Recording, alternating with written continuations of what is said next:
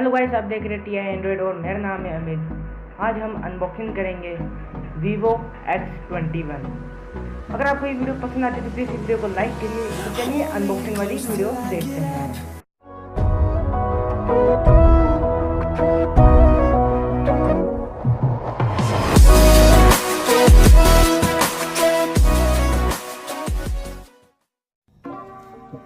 Hey everybody, I'm back with the unboxing. This is the Vivo X21. So this is just like the Vivo V9 that I tested about a month and a half ago, except it's more high-end because it has a fingerprint reader under the screen. So I said I was very busy the last couple of days ago, and I am. So in addition to this, I'm also testing this, the Planet Gemini. This is really cool. It's like a little mini laptop. So I'll have a video on this in a couple of days maybe, but right now I'm going to focus on the Vivo X21.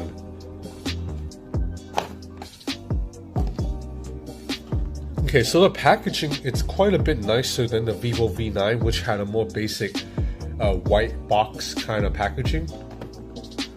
As you see right here, Vivo, it's an official sponsor of the FIFA World Cup, Russia 2018.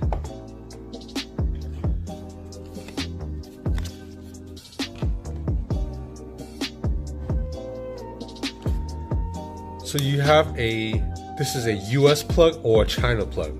It's quite interesting in China right now. They use both the US style plug and also the round ones. So they're like the only country I know of that uses two different sets of plugs. And these are earbuds. They look pretty nice. How do you open these?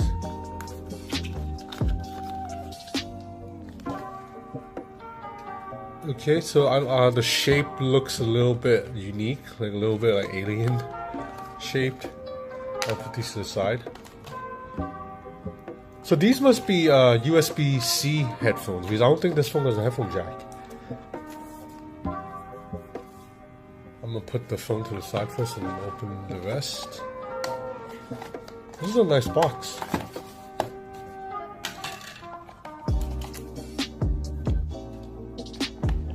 So you do get a case of the phone. Oh, it's a nice. The case is also a little bit nicer than the case that came in the Vivo V9. The Vivo V9 came with a soft jelly case. This one, it's a little bit harder. This is a plastic case. Then you have SIM ejector tool and some papers. And then you have right here the USB-C cable, I believe.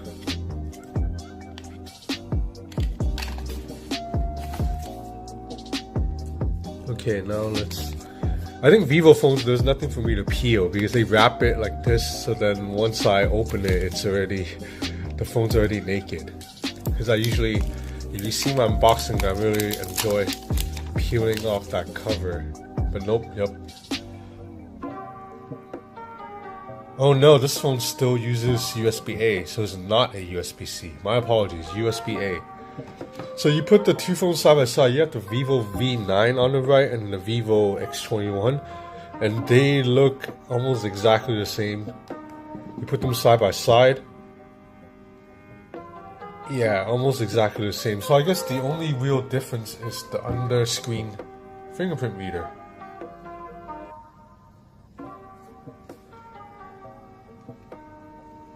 Except, and the Vivo V9 has a headphone jack. Vivo V9's on the right, that the X21 does not. So this is the SIM tray, I believe. Yeah, the back looks very similar, except obviously no fingerprint. So anyway, I'm gonna power on the phone and then I'll be back with my hands on. Actually, you know what? I'm gonna go through the setup process here and then register my fingerprint just to show you guys how to register a fingerprint under the screen. This is my first time using a device with an under-screen fingerprint reader too. Like, I've read about this plenty of times already, but this is my first time with hands-on. Okay, so you see the default language is Chinese instead of in Filipino, like the Vivo V9. That's because this phone is meant for the China market, but I'm gonna go to English. And then go to US English. Wait, I don't even see US English. Huh, that's interesting.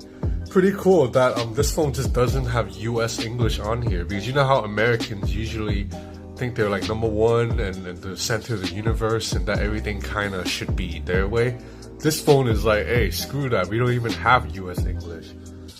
So I'll go with Hong Kong English, which is British English. So British English is, if you're not familiar, the spelling's a little bit different sometimes. Like they add, British people add U to certain words, like color in British is COLOUR, but in American English it's just COLOR.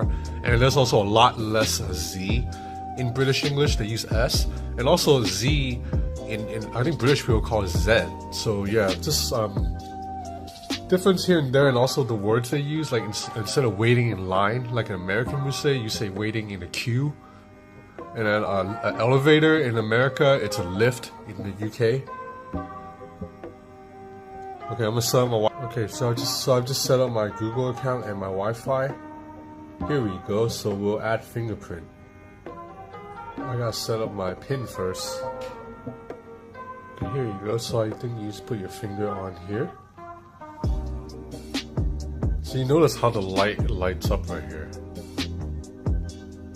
underneath.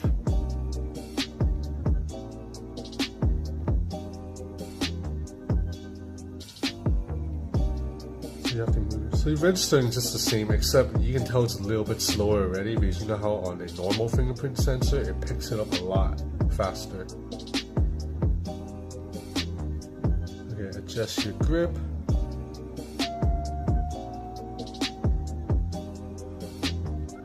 Personally, I think this tech might still be a year or two away, because from what I've read on this phone, and also the Huawei Mate design Porsche design Mate, the fingerprint reader on the screen is just not that fast, and you know, ultimately speed is still important.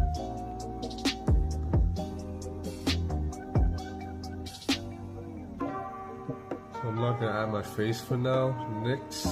Congratulations, we are done. So first thing I'm gonna do is change this damn back button to the left side, because that's where the back button should be. So that's one of my problems with Vivo phones, is that the settings, you can't search for settings. So like a lot of times I'm just in here trying to find something. Actually, I'll order gesture keys. I'm gonna change the gestures back. So right now, and I'm gonna go with the swiping gesture too. So let's check out the fingerprint reader really quick. Oh, okay, that's not too slow, that's okay. Wow. Let's try again. On the table. Yeah, so that took a little bit longer, but this is not bad at all. I thought it would be a lot slower actually. But you do have to press it kind of hard, I think. Actually, no, I'm wrong on that too. You can just put your finger on it. Oh, this is really damn cool. So you look at the display, I can't see the embedded fingerprint reader underneath. Although I believe if you go out into the sun and you have like an all black background, you'll be able to see a little bit, but definitely not a deal breaker so far. This is really cool. Wow. Okay, I'm gonna play with the phone. I'll be back with hands on. Hey guys, I'm back.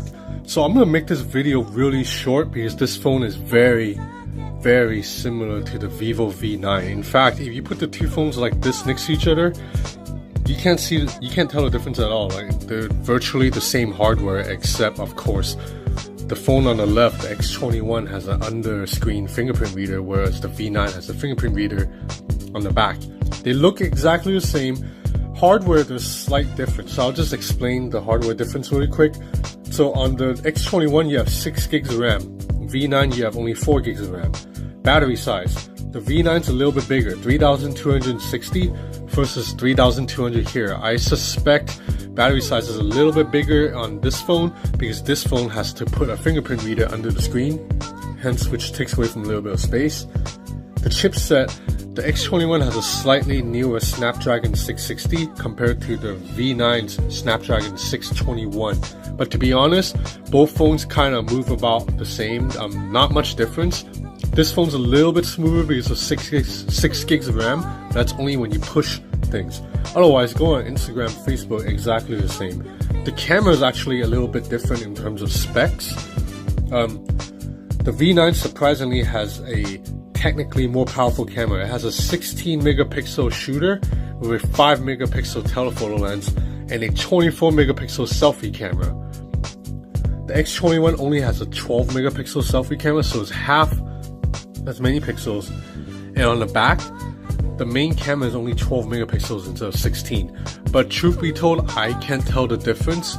I think 24 megapixels for a selfie camera, it's overkill.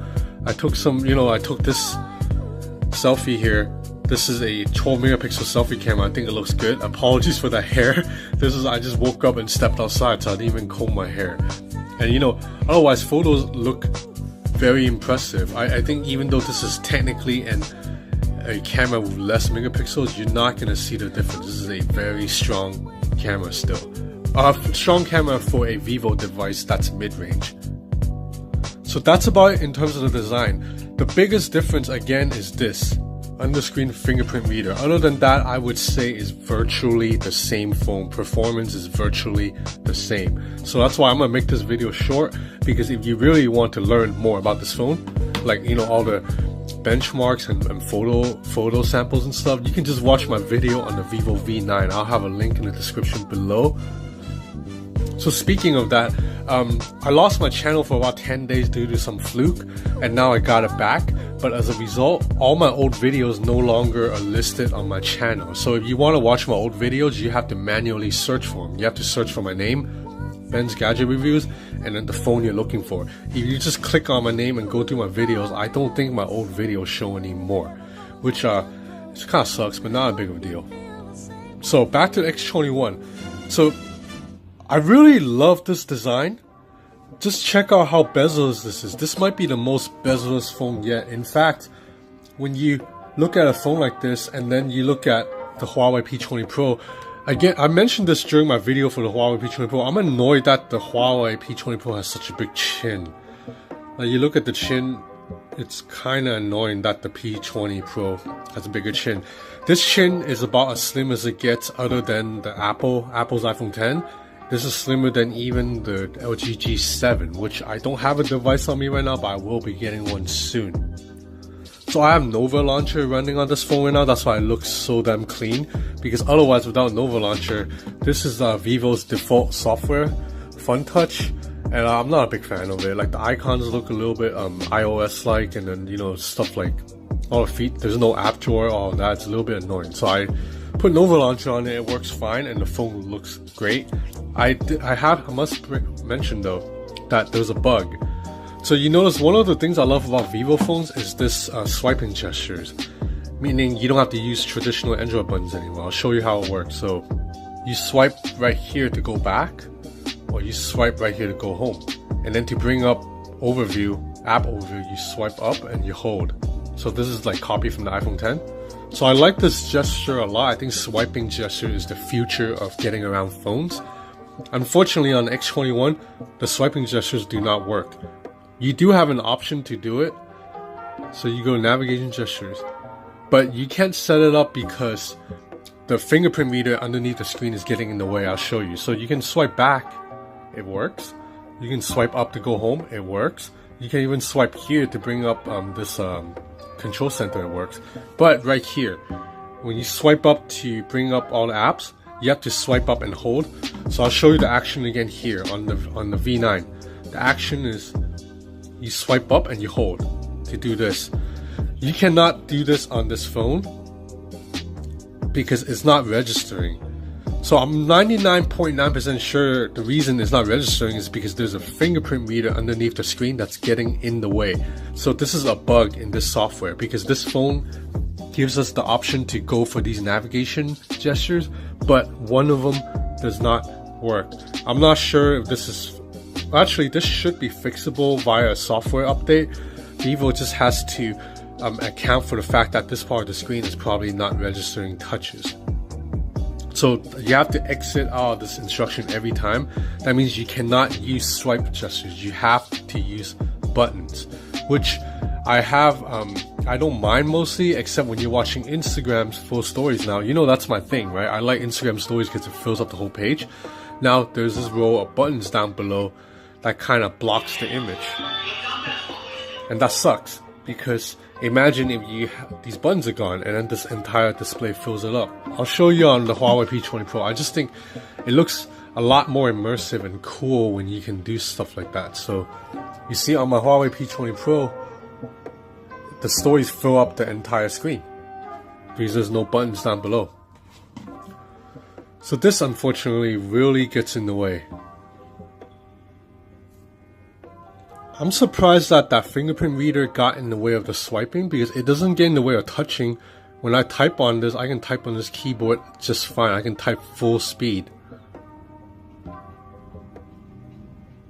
Yeah, so the area where the fingerprint reader would be, which is right here, it's sensitive to touch, but just not sensitive to swipe, I guess.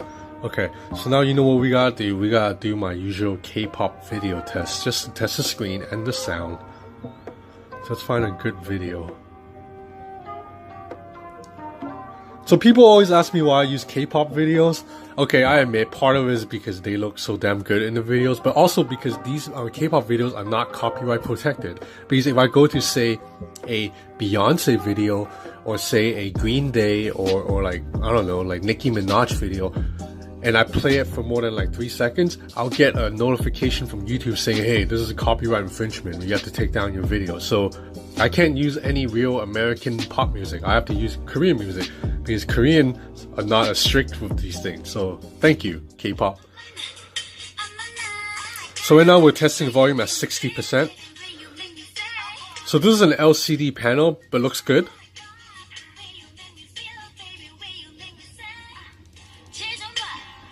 Max volume. Single speaker grill, so you can muffle it, but you actually feel a little bit of bass still, even at max volume, so no distortion.